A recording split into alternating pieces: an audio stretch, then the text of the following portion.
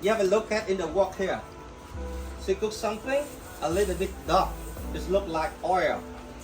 But in fact, this is the river sand. A river sand. After so many years, she cooked it on and on and on. The color from yellow changed to the dark color of red color. The reason they are cooking sand when they are popping it, if we use oil, of course, it's going to be crispy. Ready? Ready.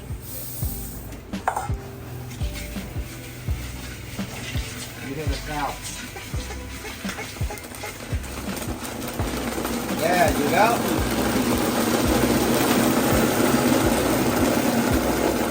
When they are popping, they lose about 5%. They come out the water. Okay. After popping, then set the net there to separate the pop rice out of the sand. The sand go back down there for another pop later. And the next step will be over here. Where she again go for another separate. She will separate the pork rice out of the husk. Okay. And the husk down here will be going down there for fill.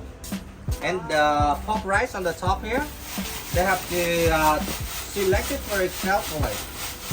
Pork rice without any shells. Then they use for making pork rice cake. Yeah. And another step here. Oh, but too much work, Mama. Mama.